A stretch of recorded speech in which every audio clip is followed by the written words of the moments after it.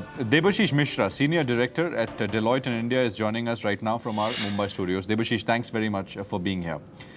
You were on a call, I just want to start with that. You were on a call yesterday, Debashish, for Credit Suisse, and there was a long list of buy-side analysts, analysts with funds who have invested in the Indian metals and mining sector who were on the call, trying to figure out what exactly has happened, right?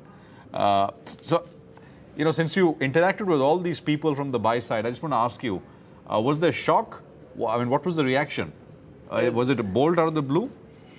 I mean, it's partly it was expected, but I don't think anybody expected that the Honorable Court will say 93 onwards, all the allocations are illegal, arbitrary, and they said they were discretionary. And so, I mean, people are figuring out, because people have made investments in power companies, metal mining companies, and public sector banks, private sector banks, whoever has exposure to all these allocations directly or indirectly. People are figuring out what is the impact on their investment on this. So. What is your first take on what is the impact? I mean, the direct impact will be known after, because the Honorable Court has said on 1st September, they will give that, probably set the course for the further action. I mean, there is some hope that it's not a blanket deallocation, because they say further action on deallocation and discussions will be decided after a hearing on the 1st September. Even from government sources, what we are hearing is that government is hopeful that this will set the tone, and clear direction from the Honorable Court will remove a lot of uncertainties from the sector. So government will also be completely looking forward to getting guided by the Honorable Court. So whether there will be a case by case, or they will set the guideline, set some principles, that will be decided by the court. Just one thing, when the court has said that these are illegal, right? These allocations are illegal. For the operational blocks, which are already getting, I mean, where mining is taking place, mining has to stop, right? And then further action about deallocation, etc., will the court will decide. Yeah. So from yesterday onwards, our view is that I think mining would have stopped. That's because the Honorable Court has said it is illegal. So court has relied heavily on Section 3 of the Nationalization Coal Mine and Nationalization Act 1973. So which they clearly said that, you know, many of these companies which were not eligible and they, as per the act, were given these blocks and they were mining coal. They've also said people who were legally, you know, eligible, but the allocation process was so arbitrary that it was in violation of Article 14 of the Constitution.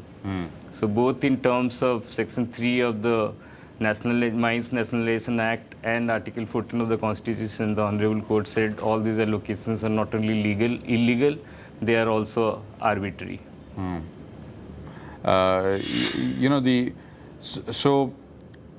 on the 1st of September, what is the court going to decide on? It is going to, in your view, is it going to decide on what to do with all these coal blocks, whether to deallocate them, to go find a mechanism where deallocation does not take place, fines, or, I mean... Yeah, that's anybody's guess, but I think courts are going to give further direction both to government and to all these investors who have made their investment, that what is going to happen to that. So that will be crucial, because now that they have said that these are illegal, then the next course of action will be decided by the Honorable Court. Morning. I have a few questions regarding what is the size of the total amount of, you know, capacity which is going to be affected immediately? So that's still being worked out, but, you know, our initial view is that the direct impact, see, there are different buckets. One is IPPs who had got allocation for captive coal blocks. Then there is, the court said, UMPP allocation is fine, but additional coal cannot be used for commercial purposes. That's another category. Then the third bucket is basically mines which are given to state mineral corporations, which are further given to companies in joint venture for development. So these were also declared illegal by the court. So and then there are operating mines which were pre all these era from 93, probably 2004 on till 2004. So the direct impact would be probably 14 to 16 gigawatt. But overall, if you take those state mining corporation and all those kind of allocations also, it could be as high as 26 to 28 gigawatt of capacity. So that's about 26 to 28,000 megawatts of capacity to be hit by lack of coal right now.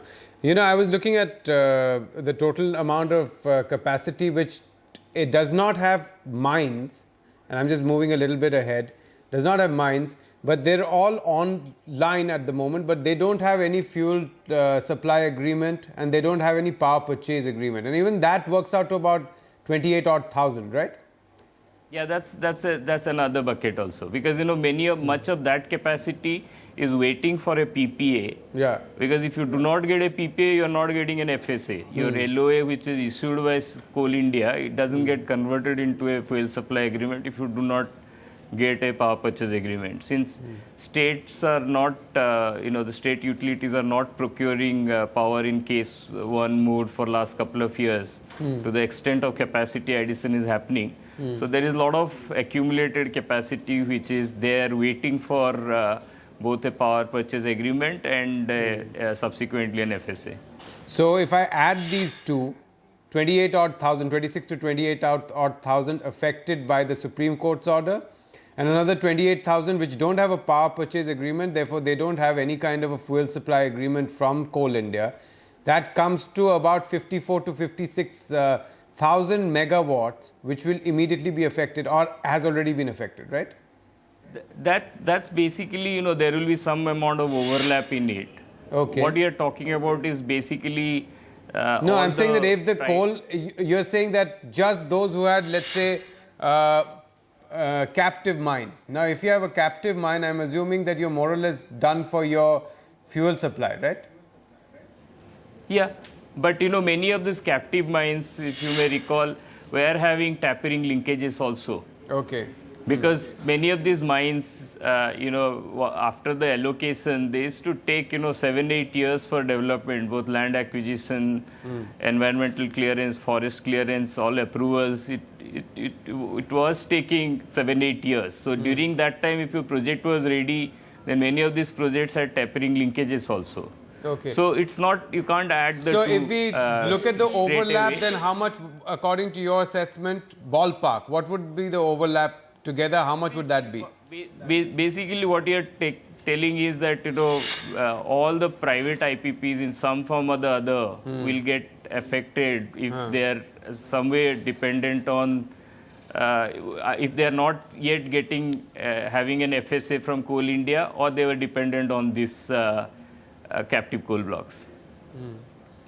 And according to your calculations, Who are not affected are the people who are already having a running FSA with Coal India. and do you have any kind of a ballpark assessment as to what is the kind of capacity that is not going to be affected at the moment? That's the state GenCos, the public sector GenCos like NTPC, which are already having FSA, and all those private IPPs which are already having an IPP and supplying as per, already having an FSA and supplying as per that FSA. So, I think Prashant has a question. Prashant, yeah. No, I just wanted to clarify this, what you guys have been talking about. So, there's a first category, Debashish said 14 to 16 gigawatt, and then there's 28. No, the first category, could you Debashish, correct me if I'm wrong, you said that 26 to 28 gigawatts includes both state and private run. So there are IPPs and there are state run as well. So just yesterday's order affects anywhere between 26 to 28 gigawatts. And then I think there's another 28 gigawatts which are ready to go online but don't have PPAs. Now, Debashish is saying that's not another bucket, there's an overlap in this bucket. So don't add one and one. It's not going to be some 55,000 megawatts or it will probably be closer to somewhere around 45 odd thousand megawatts. Would that be correct? 45 No, megawatts. my question is how much of this entire capacity is just on paper and it is actually many years away from coming up? Even No. These are capacities which are ready to go kind of a thing. See, the capacity addition in power sector has been very robust in last few years. In the last plan period, 2007 to 12, we added 54 gigawatt. And in last 2.5 years, in this plan period, we have added already 50 gigawatt plus capacity. And we are, we are talking about is another, 28 gigawatt is ready to come on stream. So now in this plan period, we are talking about the entire capacity going from 200 gigawatt to 300 gigawatt. So almost 20 gigawatt getting added every year. But majority of this addition is getting is coming from where?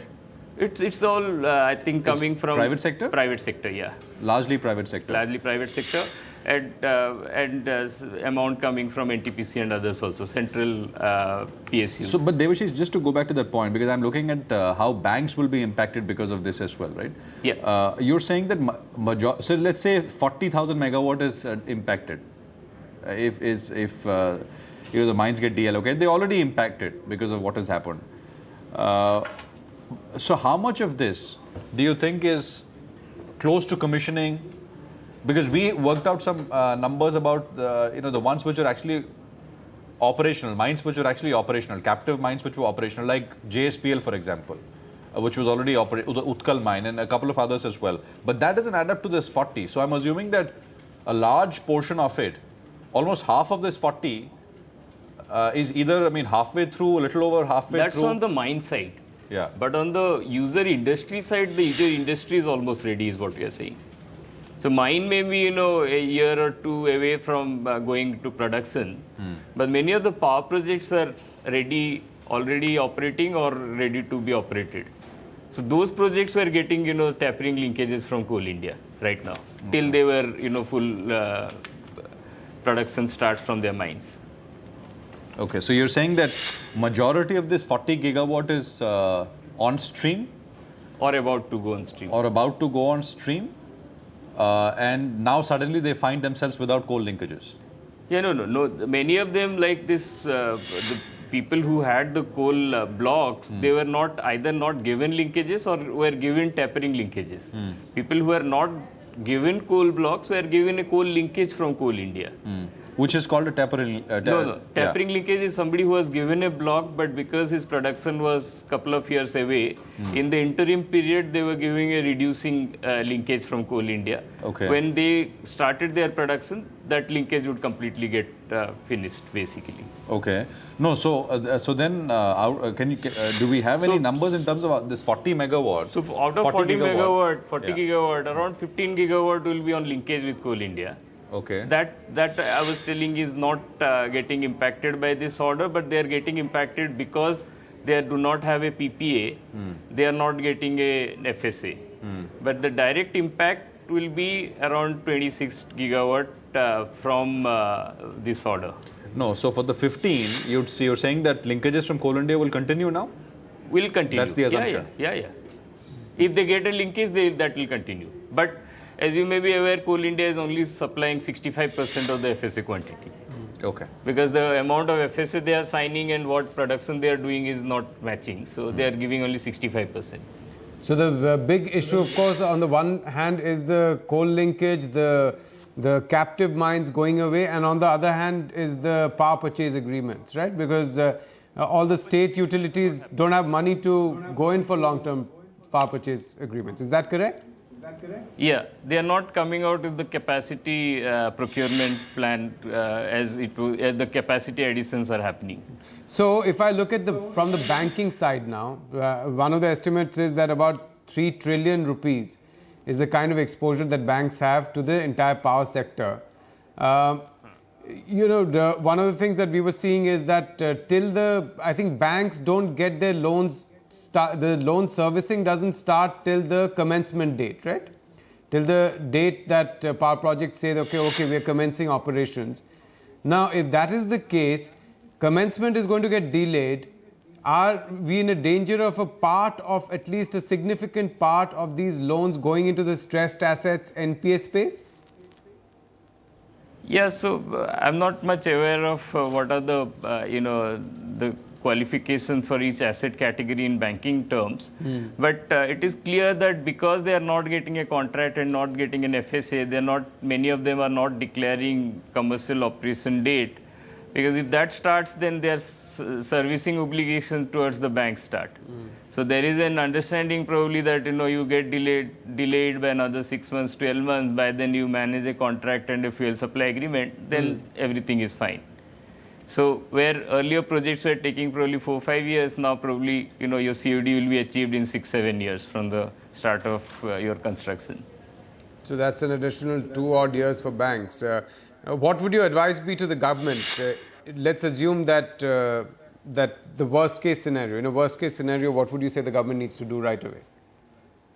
So that many of the solutions would come from the revival of economy itself. If you look at last FY14, the power demand went up by less than 1%. On back of a sluggish economy and very, very sluggish manufacturing industry. Now this year we are expecting that less than 1% growth will bounce back to at least between 5 and 6% growth in power sector. What is happening is, although it all looks like a very gloomy scenario, but on the power generation, there are no new projects getting initiated because of all these negatives, which are coming out of the sector. So in couple of years, from 18 to 24 months, when the economy revives, manufacturing revives, then suddenly the demand would come back on stream. That's when all these capacities can be effectively used. So in the interim, people will go through a phase of pain, but these capacities will definitely get utilized. These are massive capacities the country has added in last 7-8 years. Right, Debashish Mishra, thank you so much for joining us today.